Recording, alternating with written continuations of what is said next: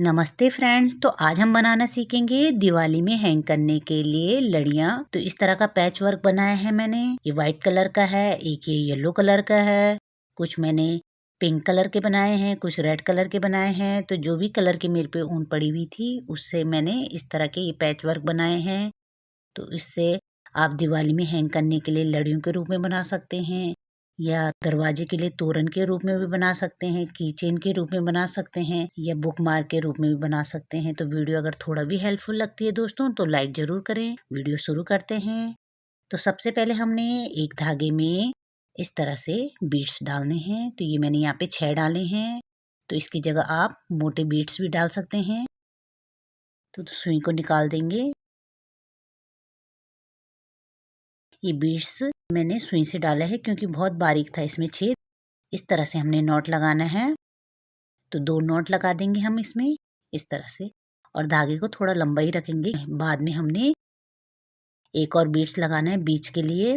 अब हमने एक चेन बनानी है, 2 चेन, 3 और ये 4 चेन। 4 चेन बनाने के बाद इस तरह से बीड्स के बीच में हमने क्रोशियो को डालना है और इस तरह से धागे को निकाल के स्लिप स्टिच करना है इस तरह से।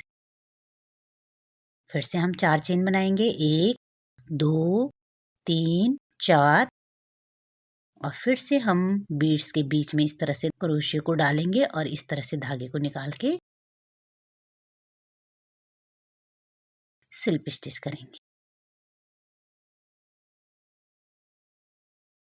फिर से हम 4 चेन बनाएंगे, 1 चेन, 2 चेन, 3 चेन और ये 4 चेन, और बीड्स के बीच में इस तरह से क्रोशियो हुक को डालेंगे और धागे को बीड्स के बीच में इस तरह से निकाल के स्लिप स्टिच करेंगे। तो इसी तरह से हम पूरी इस रिंग को कंप्लीट करेंगे जो भी ये बीड्स वाली है। फिर से हम 4 चेन बनाएंगे और इस तरह से क्रोशियो को डालेंगे, धागे को निकालेंगे बीड्स के बीच से और ये स्लिप स्टिच करेंगे इस तरह से।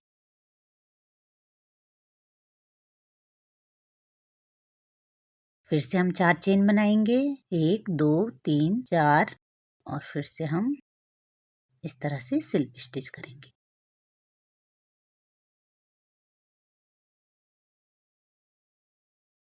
इसी तरह से हम इस राउंड को कंप्लीट करेंगे।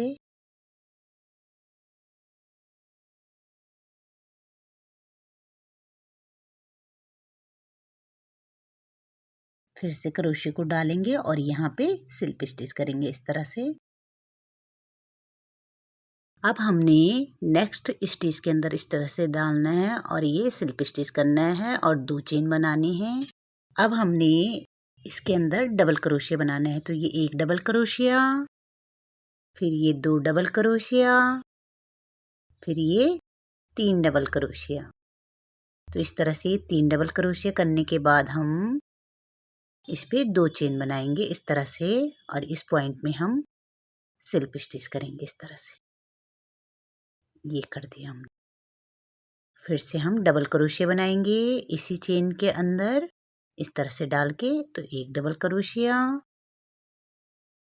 फिर 2 डबल क्रोशिया, और ये 3 डबल क्रोशिया,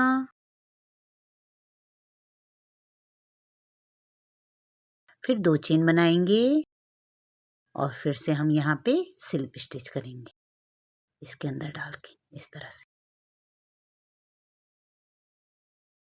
अब हमने नेक्स्ट चेन के अंदर इस तरह से डालना है जो हमने ये बनाए थे, इनके अंदर हमने इस तरह से डालना है, स्लिप स्टिच करना है। फिर से हम 2 चेन बनाएंगे और फिर से हम इसमें 3 डबल क्रोशिया करेंगे। तो ये 1 डबल क्रोशिया, फिर से 2 डबल क्रोशिया, और फिर ये 3 डबल क्रोशिया। अब हम इसी के अंदर 2 चेन बनाएंगे, 1 2 इस तरह से, और फिर यहाँ पे स्लिप स्टिच करेंगे इस तरह से।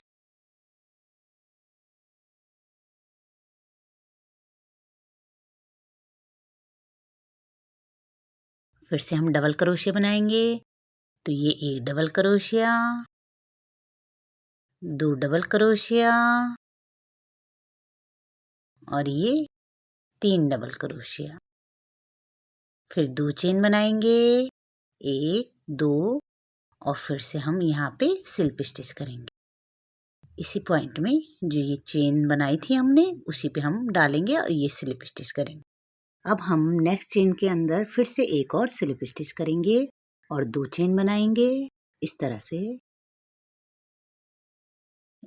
2 चेन बनाने के बाद फिर से हम डबल क्रोशिया बनाएंगे। तो 1 double crochet, 2 double crochet, 3 double crochet.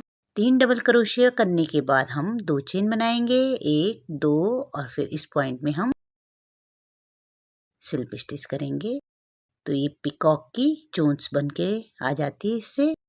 फिर से हम डबल क्रोशिया बनाएंगे। तो 1 double crochet, 2 double crochet, 3 double crochet और अब हम 2 चेन बनाएंगे इस तरह से, 1 2 और फिर से हम इस चेन के अंदर डालेंगे। इस तरह से हमने स्लिप स्टिच करना है। इसी तरह से हमने इन सबको कंप्लीट करना है। तो ये मैं लास्ट वाला बना के दिखाऊंगी आपको फिर से। तो इस तरह से हमने यहाँ पे आगे जाने के लिए इस तरह से स्लिप स्टिच करना है चेन के अंदर। फिर से हम 2 चेन बनाएंगे, 1 2 और अब हम इसमें डबल क्रोशिया बनाएंगे। तो ये 1 डबल क्रोशिया, फिर 2 डबल क्रोशिया, फिर 3 डबल क्रोशिया और ये 2 चेन बनाएंगे।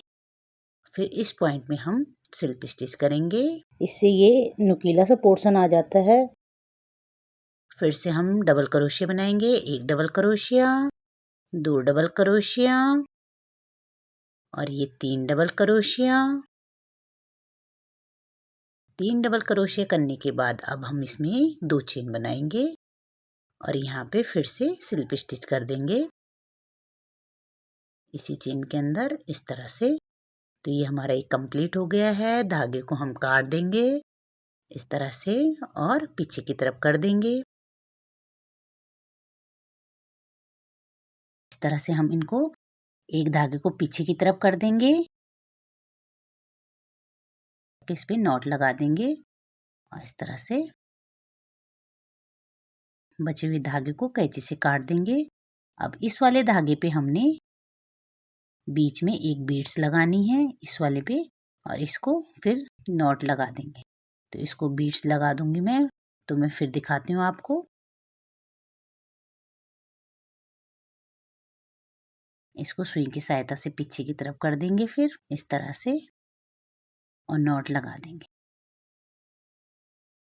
अगर मैं ये पहले लगा देती दोस्तों तो फिर क्रोशिया करने में दिक्कत आती, इसलिए मैंने इसको बाद में लगाया बीच वाले बीड्स को।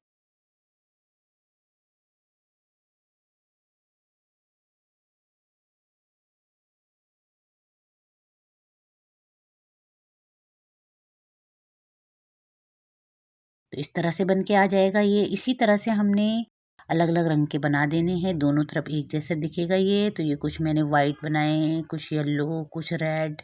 तो जो भी आपके पास बचे हुए कलर हैं उनसे आप अलग अलग रंगों से बना सकते हैं। तो यहाँ पे मैंने ये बड़े बीड्स लगाए हैं। तो दोस्तों मेरे पास जो भी छोटे बड़े बीड्स थे मैंने उसका इस्तेमाल करके इस तरह के पैच बनाए हैं। आप एक ही तरह के बीड्स को लगा के इस तरह के पैच को और भी सुंदर बना सकते हैं। तो इस तरह से लगाएंगे हम इनमें। अब इनके लिए चेन बनाएंगे। तो इस तरह से सुई पे धागा डालना है हमने। फिर हमने 36 के करीब यानी कि 36 के करीब इसमें बीड्स डाल देने हैं एक साथ। तो 6 बीड्स एक पैच के अंदर आएंगे। तो दोस्तों मेरे पास बीड्स कम थे जिस वजह से मैंने बीच में चेन बनाई है। आप सिर्फ बीड्स और इस तरह के पैच लगा के भी बना सकते हैं तो भी बहुत सुंदर लगेगा ये। इस तरह से हमने इतना पोर्शन छोड़ देना है। बाद में हम यहाँ पे टैसल्स लगाएंगे इसलिए। अब हमने यहाँ से चेन स्टार्ट करना है। नीचे के कुछ पोर्शन छोड़ने के बाद हमने चेन स्टार्ट करना है। तो यहाँ पे मैं 20 के करीब चेन बनाऊंगी। इसको आप कम ज़्यादा भी कर सकते हैं।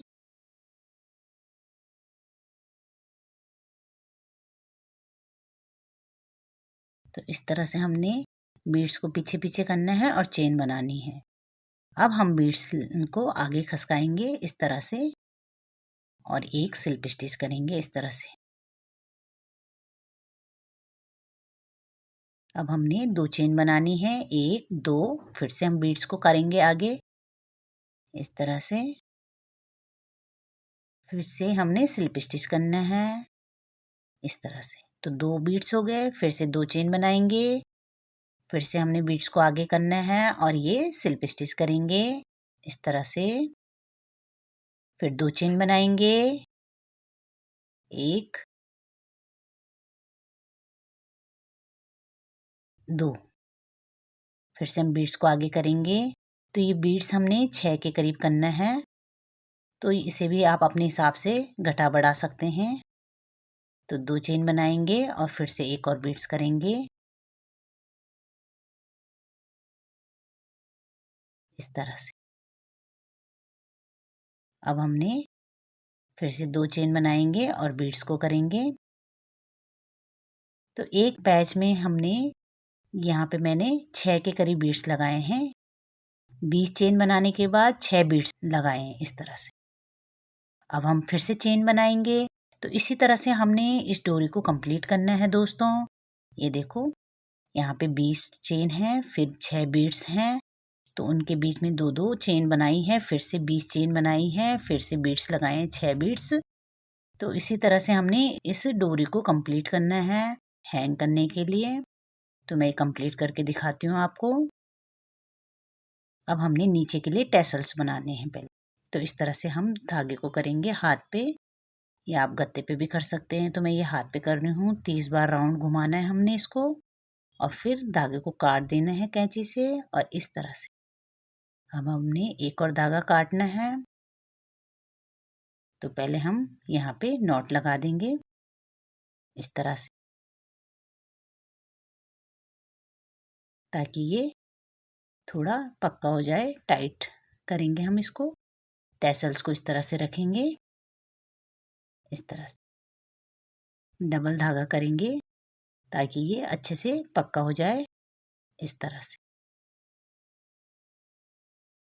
धागे को 2-3 गांठ जरूर लगाना है इस तरह से।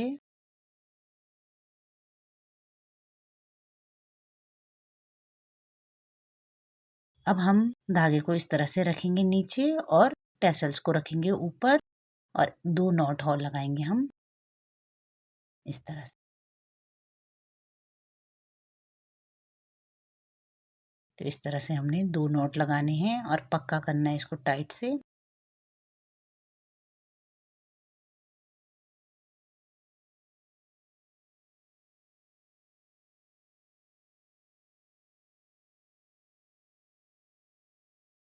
और इस तरह से अब हमने कैंची से काट देने हैं टैसल्स को, बराबर कर देना है इन सबको।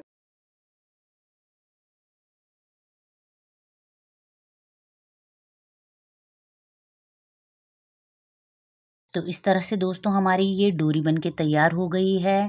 तो ऊपर में भी हमने चेन बनाई है, तो उस चेन को हम थोड़ा ज़्यादा बनाएंगे 25 के करीब, और फिर हम इसको इस तरह से नॉट लगाएंगे ताकि जब हम हैंग करें तो अच्छे से हैंग हो जाए।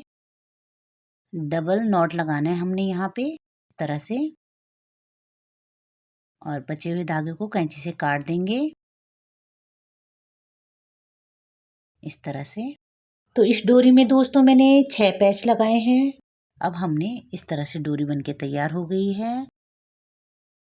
इन डोरियों पे हमने पैच को चिपकाना है। ग्लू गन से चिपका लो, उससे अच्छे से चिपकेगा, या फिर फेविबॉन्ड से चिपका लो। फेविकॉल से थोड़ा टाइम लगेगा चिपकने में। तो इस तरह से बनके तैयार हो जाएंगे हमारे। तो दोस्तों यहाँ पे मैंने वेस्ट मटेरियल का यूज किया है। जो भी मेरे पे छोटे बड़े बीड्स पड़े हुए थे, ग्रे है, क्रीम है, उन सब का इस्तेमाल किया है और बची हुई ऊन का इस्तेमाल किया है। तो इसी तरह से आप भी बची हुई ऊन का रंग बिरंगा इस तरह के हैंगिंग बना सकते हैं और दिवाली में सजा सकते हैं। तो इस तरह के पैच को आप अनेक प्रकार से यूज कर सकते हैं दोस्तों। जैसे दिवाली में दरवाजे के लिए तोरण बना सकते हैं, थालपोश में किनारे पे इस तरह के पैच को लगा के आप उसको डेकोरेट कर सकते हैं। वॉल डेकोर के रूप में भी इस्तेमाल कर सकते हैं। कई तरह से आप इसका यूज कर सकते हैं। तो दीवार पे हैंग करके कुछ ये इस तरह से दिखेगा दोस्तों। तो इसी तरह से आप भी बची हुई ऊन का और बचे हुए बीड्स का इस्तेमाल करके इस दिवाली पे अपने घर को सजाने के लिए इस तरह के हैंगिंग बनाइए तो वीडियो अगर थोड़ा भी हेल्पफुल लगती है तो लाइक करें और कमेंट करें, और क्योंकि आपके एक लाइक से, कमेंट से ही हम मोटिवेट होते हैं। मिलते हैं नेक्स्ट वीडियो में।